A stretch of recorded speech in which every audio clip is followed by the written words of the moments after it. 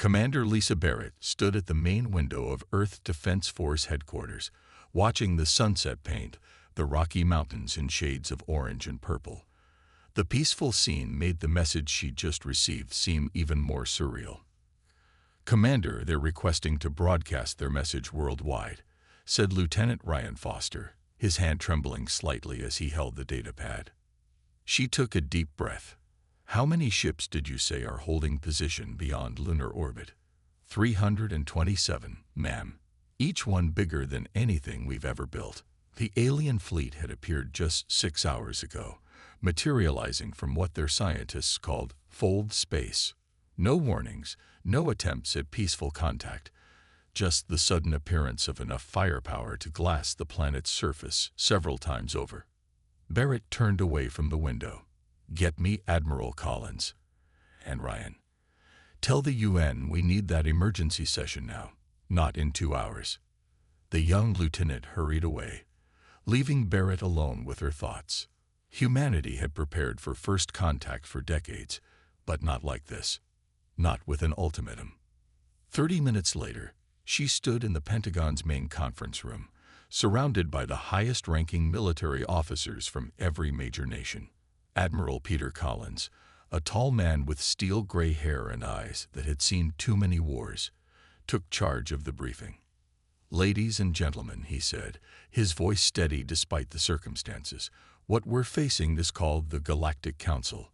Based on the data they provided, they're a federation of 32 spacefaring species, and they want Earth to submit to their authority immediately." The room erupted in angry shouts and protests.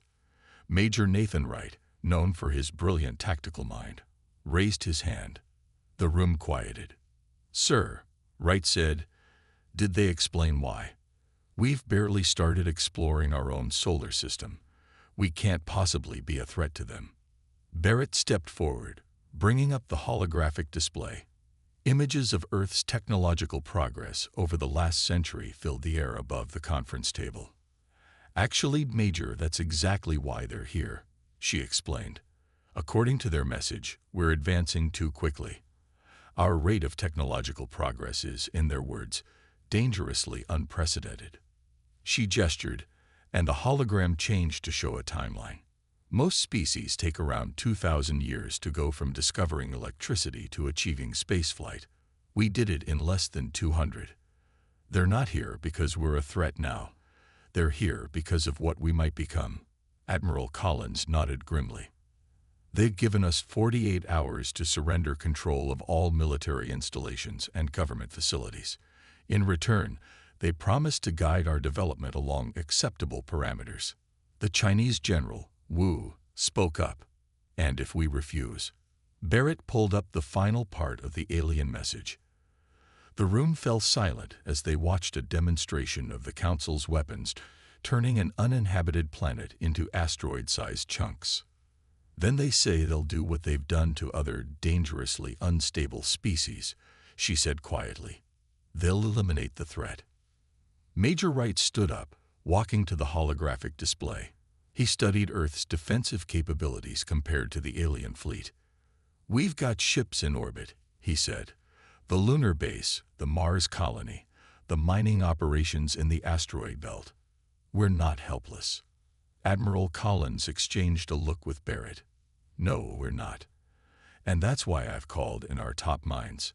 Dr. Catherine Martinez will be joining us shortly from Luna Base. She has something that might change the odds." Barrett knew about Project Prometheus, the classified quantum physics experiments that had been running beneath the lunar surface for the past 5 years. She also knew they weren't ready for deployment. But ready or not, they were out of options. The next 12 hours passed in a blur of activity.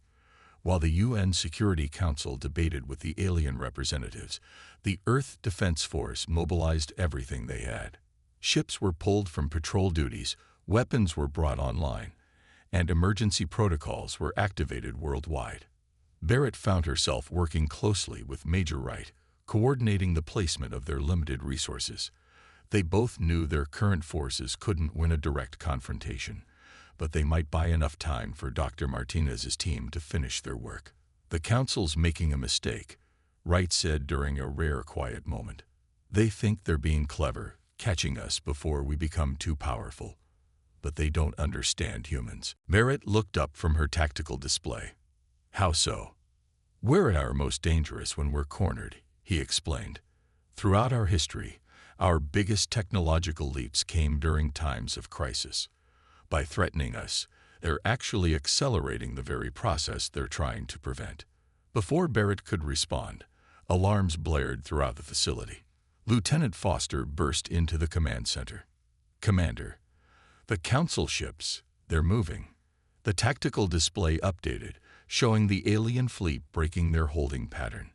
3 vessels, each the size of a small city, were moving toward Earth. They're broadcasting, Foster reported. They say this is a demonstration of their resolve. Barrett's hands clenched into fists. Where are they headed? The mining facilities in the asteroid belt. They say destruction of unauthorized space infrastructure will begin in 30 minutes. Admiral Collins' voice came over the comm system. All units, battle stations. This is not a drill. Commander Barrett, implement Ghost Protocol immediately. Authorization Collins, Alpha 70. Barrett's eyes widened.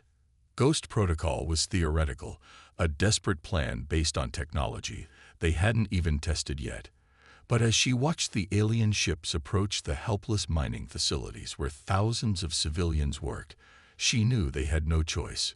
Ghost Protocol authorized, she confirmed. Major Wright, begin evacuation of all orbital facilities. Lieutenant Foster, get me a direct line to Luna Base. Dr. Martinez needs to know. Her deadline just got moved up.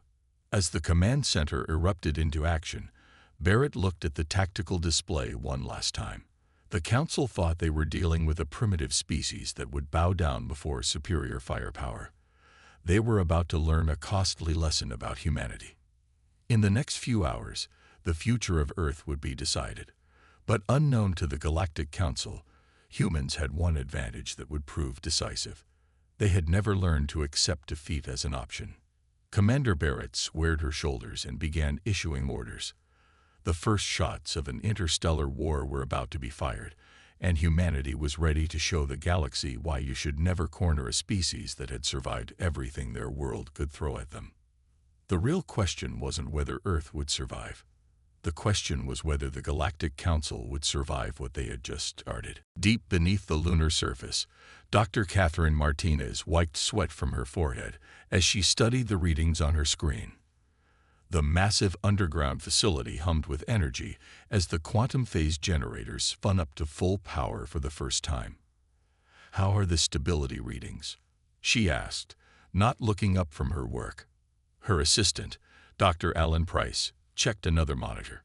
"Holding steady at 98%. That's the best we've managed so far." Catherine nodded, allowing herself a small smile. 6 years of work was finally paying off, even if it was happening sooner than she planned. The Prometheus Initiative had been her life's work, a way to make ships exist in multiple dimensions at once.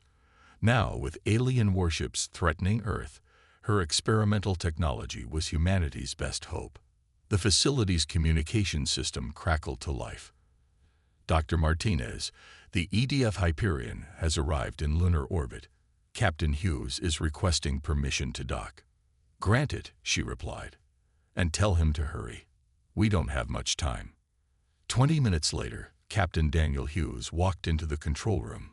He was younger than Catherine had expected, probably in his mid-30s, with short brown hair and alert eyes that took in everything at once. "Doctor," he said, extending his hand, "I hear you're going to help me turn my ship into a ghost." Catherine led him to the main display, where a hologram of his ship floated in the air. The EDF Hyperion was humanity's newest vessel, built in secret using everything they'd learned from studying alien technology. "Captain, what I'm about to show you will change everything we know about space warfare," she said, bringing up the schematics of the quantum phase drive. "Your ship won't just be a ghost. It'll be everywhere and nowhere at the same time." In orbit above them, Laura Morgan sat in her small intelligence vessel, intercepting and analyzing alien communications. As an intelligence officer, she'd learned to read between the lines, and something about the Council's messages didn't add up. "Computer, run another analysis on the emotional markers in their transmissions," she ordered. The AI complied, and new data scrolled across her screen. Laura leaned forward, her eyes widening. "There it is," she whispered. "They're afraid of us." She quickly compiled her findings and sent them through the secure channel to command. The Council species weren't just being cautious, they were terrified. Their own history showed that species rarely advanced as quickly as humans had, and the few that did had all turned aggressive, trying to dominate the galaxy. Back in the lunar facility, Captain Hughes watched in amazement as Dr. Martinez's team installed the quantum phase drive in the Hyperion. The ship's engine room had been completely redesigned to accommodate the new technology. "So let me understand this," he said, watching the technicians work. "When we activate this drive, my ship will exist in multiple dimensions at once." Catherine nodded. "Imagine throwing a stone into a pond and seeing ripples. Now imagine those ripples moving through different layers of reality. Your ship will be like that stone, creating ripples across dimensions. To the enemy, it'll look like you're in dozens of places at once. And we can fire weapons from all these positions. Better than that," she said with a grin. "You can choose which dimension to fully exist in at any moment. You'll be virtually untouchable." The facility's alarm system suddenly blared to life. Dr. Price ran into the engine room, his face pale. "Dr. Martinez, the Council ships, they've destroyed the mining facility in the asteroid belt. They're moving toward Mars now." Catherine's expression hardened. "How long until the installation is complete?" 20 minutes, one of the technicians called out. "Make it 10, she ordered. "Captain, get your crew ready. You're about to make history." As the technical team worked at double speed, Laura Morgan's voice came through the comm system. "Doctor, Captain, you need to hear this. I've been monitoring Council communications. Some of their species are arguing against this attack. 3 of their member races have already filed formal protests." "Can we use that?" Hughes asked. "Maybe," Laura replied. "But right now, we need to focus on saving Mars. The Council ships will be in firing range in 45 minutes. Catherine checked the final readings on the quantum phase drive. Everything looked as good as it was going to get. "Captain Hughes," she said, "your ship is ready. Remember, the system is still experimental. We've run simulations, but you'll be the first to use it in real combat." Hughes nodded grimly. "Any advice?" "Don't think in terms of normal space combat. You're not just moving through space anymore. You're moving through reality itself. The more unpredictable your actions, the harder it will be for them to counter them." As Hughes headed back to his ship, Catherine turned to the main screen, where Admiral Collins' face appeared. "Is it ready?" he asked without preamble. "Yes, sir. The Hyperion is equipped and Captain Hughes understands the basics. But, sir, there's something else you should know." She paused, choosing her words carefully. "The quantum phase drive doesn't just let us move differently. Early in our research, we discovered it might be possible to use it as a weapon, to disrupt the fabric of space-time itself." Collins' expression remained neutral. "A weapon of last resort. A weapon that could tear a hole in reality, sir. I didn't include it in any official reports because the implications were too dangerous.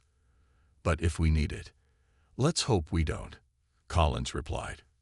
"For now, focus on getting more ships fitted with the drive. The Hyperion will buy us time, but we'll need more than one ship to win this war." In the Hyperion's command center, Captain Hughes addressed his crew.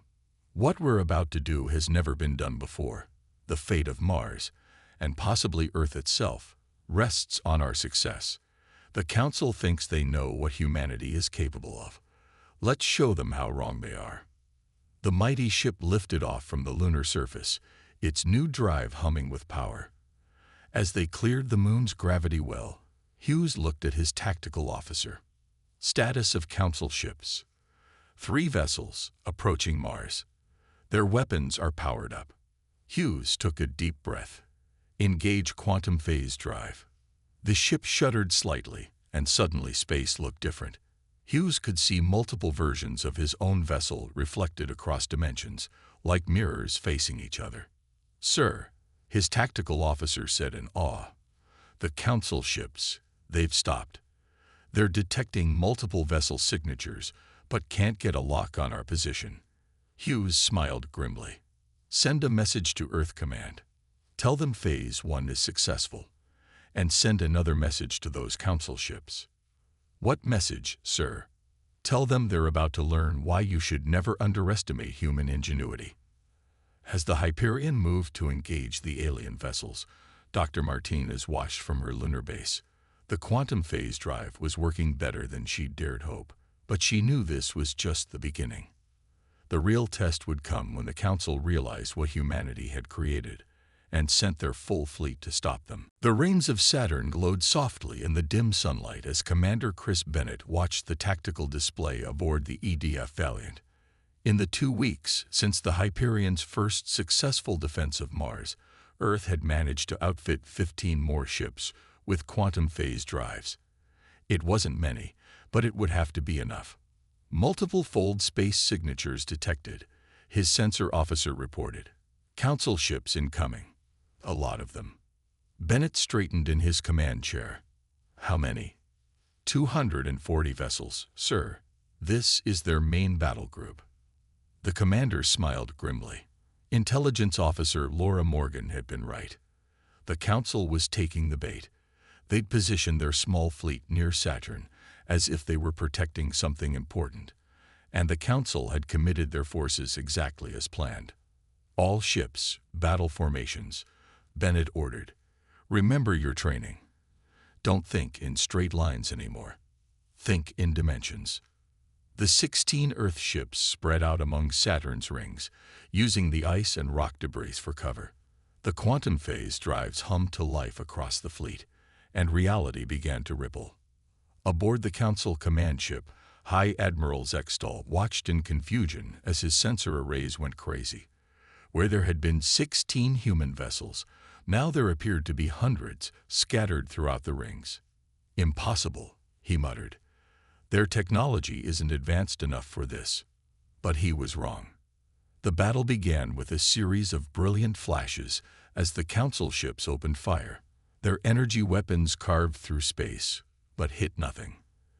The human vessels seemed to flicker in and out of existence, appearing and disappearing like ghosts in the night. Bennett watched as the first phase of their plan unfolded. Dr. Martinez's technology was working perfectly. The Council couldn't get a solid lock on any of their ships, but they needed more than just defensive capabilities to win this fight. "All vessels, execute attack pattern Delta," he commanded. "Let's show them what these drives can really do." The Earth fleet sprang into action. Ships appeared to split into multiple copies, each one firing from a different dimension. Council vessels found themselves under attack from seemingly impossible angles, their shields struggling to adapt to weapons fire that existed in multiple realities at once. On the EDF Valiant's bridge, Bennett's tactical officer reported, "Sir, Council ships are showing shield instability. They can't maintain defense coverage in all dimensions at once." "Perfect," Bennett replied. "Signal the Hyperion. Captain Hughes can begin his run." The Hyperion, now commanded by the most experienced quantum phase pilot in the fleet, dove straight toward the heart of the Council formation. As it moved, it left behind echoes of itself across dimensions, each copy perfectly synchronized with the original. Captain Hughes' voice came over the comm. "Beginning attack run now. Remember everyone, we only get one shot at this." The Council ships tried to concentrate their fire on the Hyperion, but they couldn't determine which version was real. Energy beams passed harmlessly through dimensional copies while the real ship slipped between their defensive screens. Back on Earth, Admiral Collins and Commander Barrett watched the battle through long-range sensors. The quantum phase technology was proving even more effective than they'd hoped. "They're starting to break formation," Barrett observed. "Their coordination is falling apart." Collins nodded. "They've never faced an enemy they couldn't target. Their entire combat doctrine is based on superior firepower and technology. They don't know how to fight an enemy they can't hit. In Saturn's rings, the battle reached its climax. The Hyperion, followed by its dimensional echoes, reached the center of the Council fleet. Captain Hugh's voice was steady as he gave the order they'd all been waiting for. All ships, synchronize quantum phase signatures. Execute Operation Ripple. 16 Earth vessels suddenly aligned their dimensional frequencies. The space around Saturn's rings shimmered as reality itself seemed to fold. The Council ships found themselves caught in a web of overlapping dimensional distortions. Their shields are failing, Bennett's tactical officer reported. The dimensional stress is tearing their defense systems apart. High Admiral Zextal watched in horror as his mighty fleet began to crumble. Ships designed to fight in normal space had no defense against weapons that attacked from multiple dimensions simultaneously. In less than an hour, he had lost 60% of his forces. "This is impossible," he said again, but this time his voice held fear instead of disbelief. "Signal the retreat. All ships, emergency fold space jump." But the Earth fleet wasn't finished.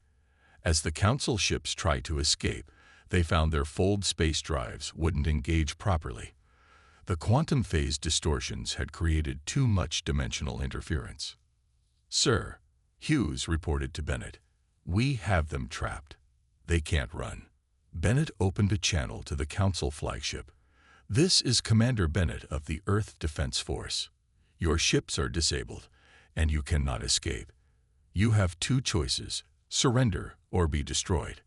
For a long moment, there was silence. Then High Admiral Zextal's voice came through, heavy with defeat. "This is impossible. You're barely a spacefaring species.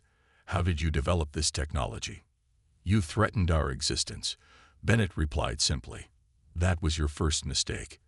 Your second was giving us time to prepare. Humanity has a long history of developing exactly what we need when our backs are against the wall." One by one, the remaining Council ships powered down their weapons. The Battle of Saturn's Rings, as it would come to be known, was over. In just under 2 hours, Earth's small fleet had defeated the Council's main battle group using technology that, by their standards, shouldn't have been possible for centuries. As Bennett prepared to accept the Council's surrender, Laura Morgan's voice came through on a secure channel. "Commander, you need to see this. I've been monitoring their communications during the battle. Nearly half of the Council races are already calling for an emergency session. They're saying this proves humans aren't the threat.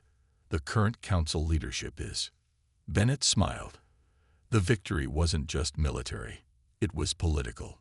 The Council's iron grip on galactic politics had just been broken, and humanity had proven itself far more capable than anyone had expected. "Send word to Earth," he ordered. "Tell them Phase 3 is complete. And tell Dr. Martinez her quantum phase drive just changed the balance of power in the galaxy." As the Earth fleet secured their prisoners and began recovery operations, Bennett looked out at Saturn's beautiful rings, now scattered with the debris of battle. Humanity had faced extinction and instead achieved what no other species had managed in 10,000 years. They had defeated the Council's main fleet in direct combat. But Bennett knew this wasn't the end. It was just the beginning of humanity's emergence onto the galactic stage.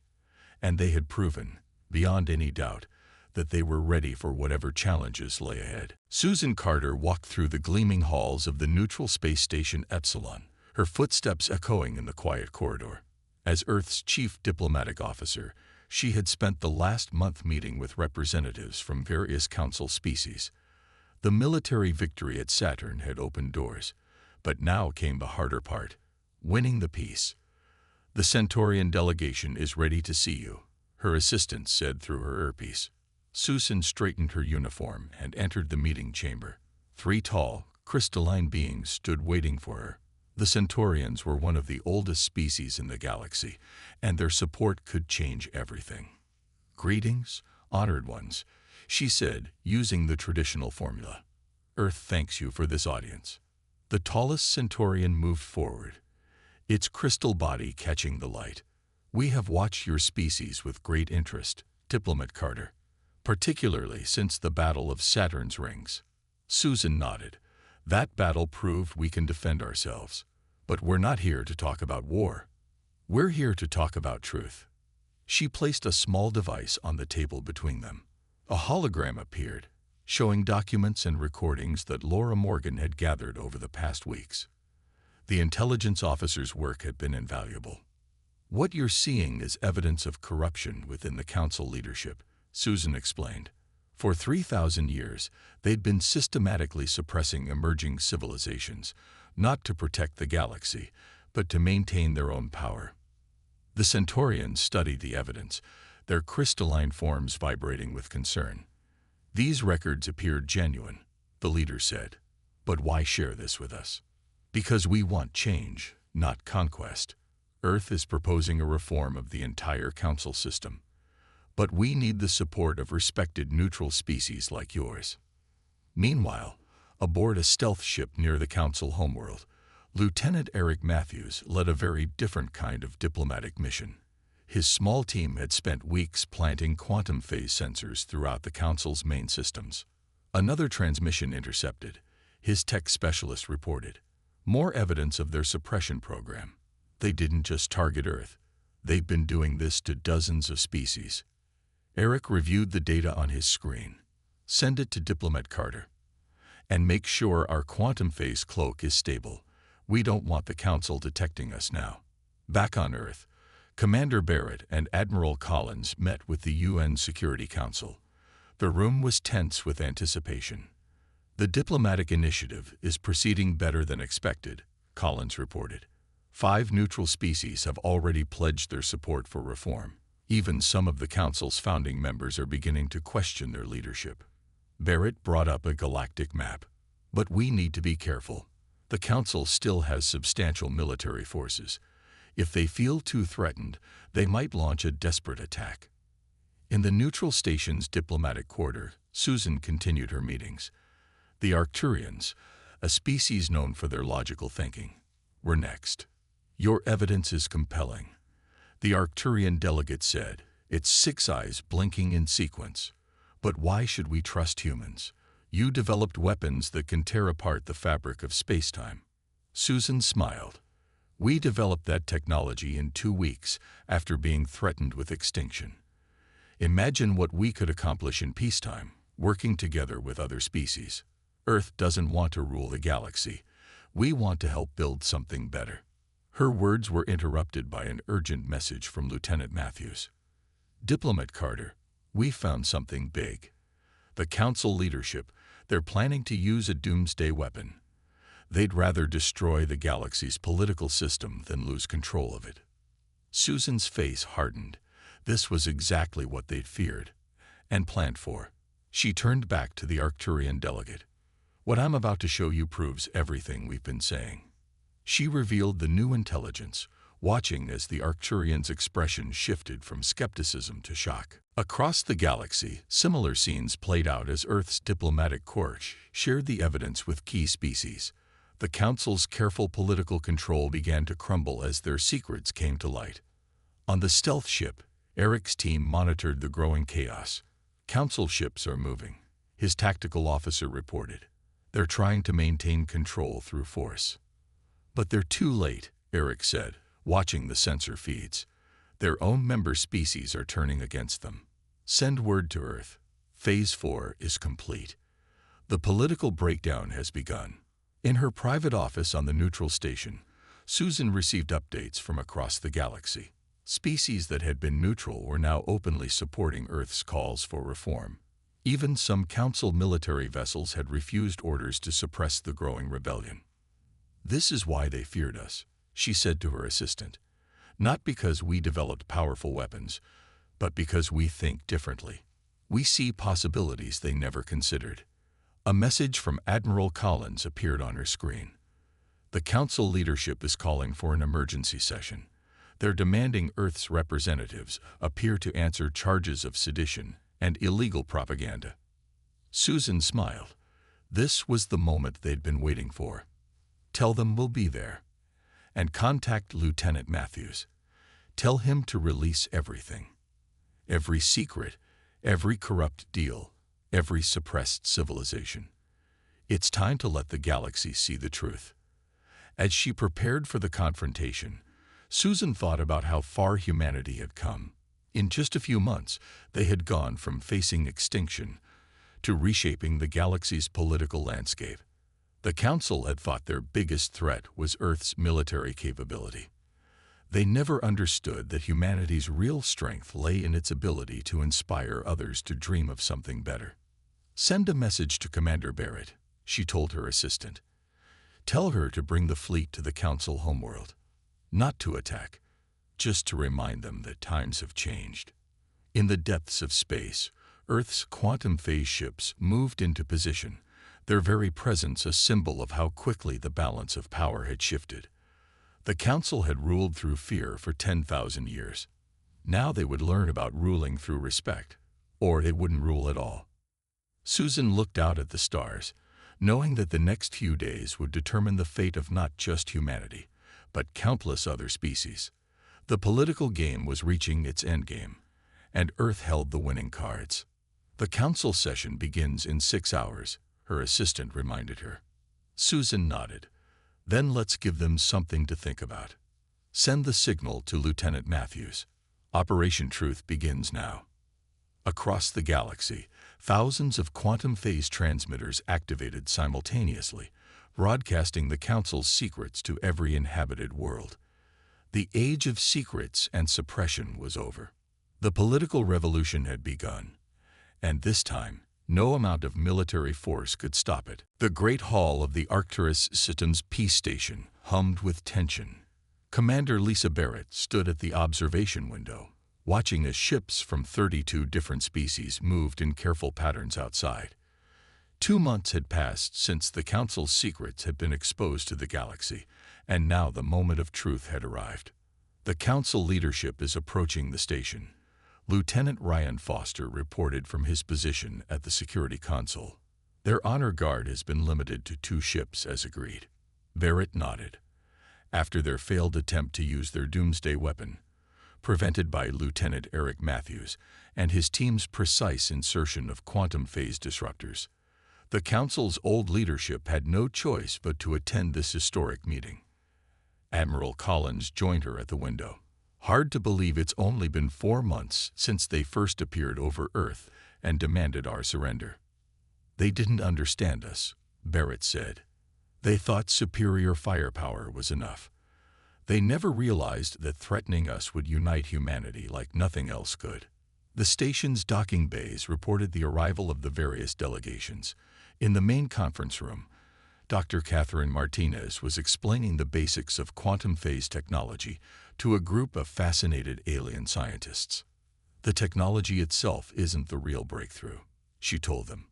"It's the way we think about reality. You can't solve new problems with old thinking." Susan Carter, who had helped organize this historic gathering, checked the final arrangements. Representatives from every spacefaring species would witness the signing of the new galactic charter. Even species that had been suppressed by the Council for centuries were present, ready to take their place in a reformed galactic community. "The Earth delegation is ready," she reported to Barrett. "The new Council chamber is prepared." Barrett took her position as Earth's military representative. The huge circular chamber was designed to place all species on equal footing. No high seats, no positions of special privilege. The old Council members, stripped of their former authority, sat among everyone else. Admiral Collins opened the session. 4 months ago, the old Council threatened Earth with extinction. Today, we meet as equals to build something new. The Centaurian representative spoke next, its crystalline form glowing with conviction. The evidence presented by Earth's diplomatic corps revealed centuries of corruption and suppression. The old system cannot continue. From his position near the chamber's security station, Lieutenant Matthews watched the proceedings carefully. His sensors showed no signs of hidden weapons or hostile intent, but after everything that had happened, they weren't taking any chances. Captain Hughes of the Hyperion, now commanding the combined fleet protecting the peace conference, sent a brief message. all sectors secure. The Council's remaining military forces are standing down across the galaxy. Laura Morgan, whose intelligence work had been crucial in exposing the Council's corruption, presented the final evidence. The old Council didn't just suppress technological development, she explained. They actively prevented species from forming alliances, keeping everyone isolated and dependent on Council authority. The hall fell silent as Susan Carter stood to present the new Galactic Charter. This document ensures that no single group can ever again dominate galactic civilization. All species will have an equal voice. Technical advancement will be encouraged, not suppressed. Military power will be balanced by transparency and cooperation. One by one, representatives from each species came forward to sign. Even the former council leaders, facing the choice between irrelevance or participation in the new system, added their signatures. Dr. Martinez watched from her position among the scientific delegation. "We should thank them. In a way," she said quietly to Barrett. "Without their threat, we might have taken centuries to develop quantum phase technology." Barrett smiled. "Humanity does its best work under pressure, but I prefer this new approach, working together rather than against each other." Outside the station, the combined fleet performed a carefully choreographed display. Ships from dozens of species, including the newly commissioned Earth vessels with their quantum phase drives, moved in perfect harmony. It was a demonstration not of power, but of cooperation. As the ceremony concluded, Admiral Collins made the final announcement. The headquarters of the new Galactic Assembly will rotate between member worlds. For the first year, in recognition of their role in bringing about these changes, Earth will serve as the host. The chamber erupted in approval. Species that had been enemies for centuries found themselves applauding together. The old Council's fear of rapid advancement had become a self-fulfilling prophecy. By threatening humanity, they had accelerated the very changes they feared. Later, in a quiet moment before the celebration began, Barrett stood again at the observation window. Susan Carter joined her. "Did you ever imagine this outcome when they first appeared over Earth?" Susan asked. Barrett shook her head. "I was just hoping we'd survive. But humanity has always been good at exceeding expectations." "The quantum phase technology was the key," Susan said, "not just the military applications, but what it represented. It proved that their whole approach to controlling technological development was wrong." "And now?" Barrett asked. "Now we do what humans have always done. We explore, we learn, and we grow. But this time, we do it together with others." The celebration lasted well into the night. Species that had never freely interacted before shared stories and ideas. Scientists from a dozen worlds gathered around Dr. Martinez, eager to collaborate on new research. Military officers from former enemy fleets discussed joint training exercises. As the first day of the new era drew to a close, Admiral Collins made one final log entry. "The Council threatened us because they feared we would change the galaxy too quickly. In trying to prevent that change, they caused it to happen faster than anyone could have predicted. Humanity's greatest strength has always been our ability to adapt and overcome. Now we'll help the galaxy do the same."